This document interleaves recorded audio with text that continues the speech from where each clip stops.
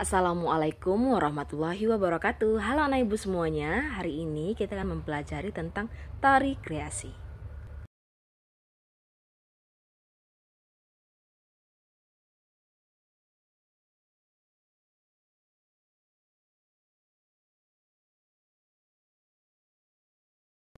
Tapi sebelumnya ada materi yang akan kita bahas. Yang pertama, pengertian tari kreasi, jenis tari kreasi, keunikan tari kreasi, serta unsur pendukung tari kreasi. Seperti apa materinya? Mari kita saksikan. Ibu mau nanya, ada yang tahu apa itu tari? Tari adalah ungkapan ekspresi jiwa manusia dalam gerak-gerak yang indah dan ritmis. Itu menurut Sudarsono tahun 1933. Tari terbagi dua, yaitu tari tradisional dan tari kreasi. Tapi kali ini kita akan membahas dan mengkupas tentang tari kreasi. Pengertian tari kreasi. Tari kreasi adalah pengembangan tari dari pola-pola yang sudah ada, baik yang masih bertolak pada gaya tari tradisional maupun yang tidak bertolak pada gaya tari tradisional. Tokoh tari kreasi Indonesia antara lain Bagong Kussudiardjo, Didi Nitowo, Retno Maruti, Sardono Wekusumo, dan Eko Supriyanto. Sedangkan contoh tari kreasi Nusantara adalah tari Olek Tambulingan dari Bali, tari Kipas Parentak dari Jambi, tari Loliana dari Maluku, dan tari Gegot dari Betawi. Ciri tari kreasi yang pertama, pola gerak hasil eksplorasi. 2. Pesan tarian ungkapan ekspresi pribadi. 3. Kebebasan koreografi. 4. Tidak menunjukkan identitas kultural. Fungsi tari kreasi yang pertama, sarana upacara keagamaan dan adat. 2. Hiburan dan pergaulan. 3. Media pertunjukan. B. Jenis tari kreasi. Jenis tari kreasi terbagi menjadi dua. Yang pertama, tari kreasi berpolakan tradisi, contohnya tari coke onde-onde seperti di gambar. 2. Tari kreasi tidak berpolakan tradisi atau non-tradisi, seperti tari Kraijololo. Tari kreasi berpolakan tradisi, yaitu garapannya dilandasi oleh kaidah-kaidah tari tradisi dalam hal koreografi, musik atau karawitan, tata busana, rias, dan tata teknik pentasnya tanpa menghilangkan esensi tradisinya. Ciri-ciri tari kreasi berpolakan tradisi yang pertama, sumber tari daerah setempat. 2. Susunan gerak berdasarkan gaya daerah sendiri. 3. Diambil dari latar belakang cerita, legenda, dan mitos daerahnya. 4. Isi tarian menunjukkan sifat dan karakter masyarakatnya. 2. Tari kreasi tidak berpolakan tradisi. Garapannya melepaskan diri dari pola-pola tradisi seperti gerak, musik, tata rias dan busana maupun tata teknik pentasnya. Tarian ini disebut juga tari modern seperti tari kontemporer, tari salsa, dan tari balet. C. Keunikan gerak tari kreasi. Yang pertama, dapat dilihat dari susunan tari kreasi tidak terikat pada pola gerak dan aturan yang baku. 2. Koreografi dan teknik gerak tari kreasi dapat menyesuaikan pada keadaan saat ini yang sedang tren. Contoh keunikan tari kreasi yang pertama, tari Gegot. Tari Gegot merupakan tari Betawi yang diciptakan oleh Entong Sukirman dan Kartini Kisam pada tahun 1976. Tari Gegot merupakan tarian yang menggambarkan kehidupan para remaja putri Betawi yang sedang bersenda gurau dalam menjalankan masa remajanya.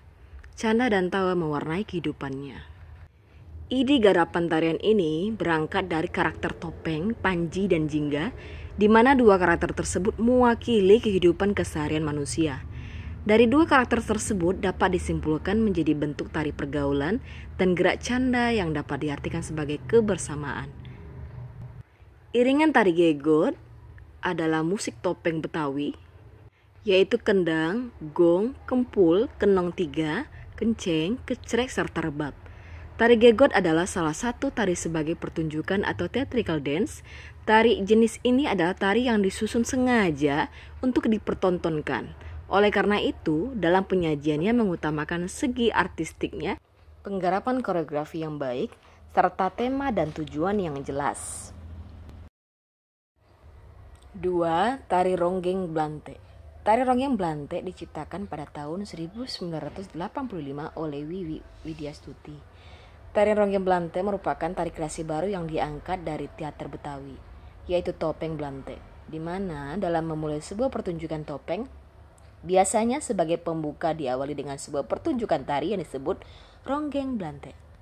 Dalam perkembangannya, tarian ini menjadi tarian lepas dan banyak diminati oleh masyarakat sebagai tari bentuk dan pertunjukan pada acara dalam penyambutan tamu.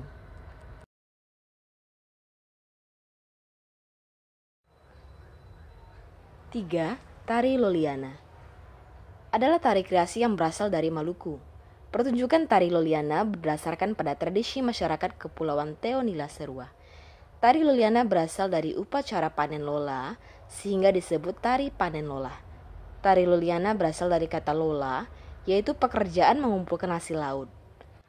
Proses panen lola diawali dengan pesta rakyat mengelilingi api unggun dari malam hingga subuh. Dilanjutkan dengan syukuran dan doa kepada Yang Maha Kuasa demi keberhasilan panen yang akan dilaksanakan. Keempat, Tari Saman. Tari Saman adalah sebuah tarian suku Gayo yang biasa ditampilkan untuk merayakan peristiwa-peristiwa penting dalam adatnya. Syair dalam tarian Saman menggunakan bahasa Gayo. Selain itu, biasanya tarian ini juga ditampilkan untuk merayakan kelahiran Nabi Muhammad SAW. Dari beberapa literatur menyebutkan, Tari Saman di Aceh didirikan dan dikembangkan oleh Syekh Saman, seorang ulama yang berasal dari Gayo, Aceh Tenggara. Tari Saman ditetapkan UNESCO sebagai daftar representatif budaya warisan manusia dalam Siding ke-6 Komite Antar Pemerintah untuk Perlindungan Warisan Budaya UNESCO di Bali, 24 November 2011. D. Unsur pendukung tari kreasi yang pertama, iringan atau musik. Iringan musik terbagi menjadi dua, yaitu iringan internal atau suara gerakan penari, seperti hentak kaki, tepuk tangan, dan lainnya.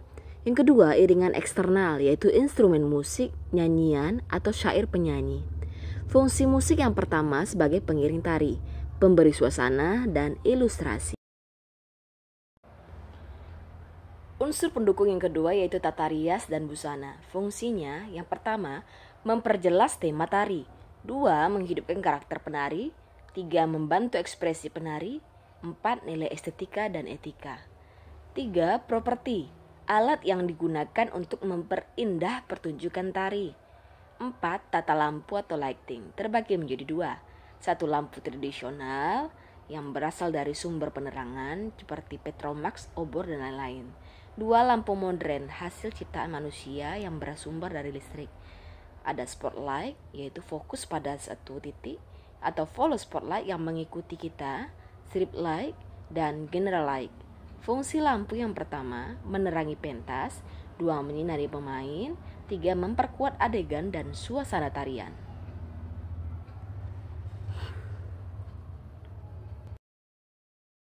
Unsur yang kelima yaitu tempat pertunjukan tari. Terbagi menjadi 2, yaitu panggung terbuka seperti arena, pendepa, halaman atau lapangan. 2. Panggung tertutup atau proscenium. Fungsi tempat pertunjukan yang pertama, tempat pertunjukan tari. Yang kedua, memberi ruang kepada penari. 3. Menambah keindahan penyajian tari. Dan keempat, menggambarkan suasana tari. Baiklah, sampai di sini dulu pembelajaran kita tentang tari kreasi. Jangan lupa dipelajari di rumah. Sampai ketemu sesi tanya jawab bersama dengan Ibu Meli. Assalamualaikum warahmatullahi wabarakatuh.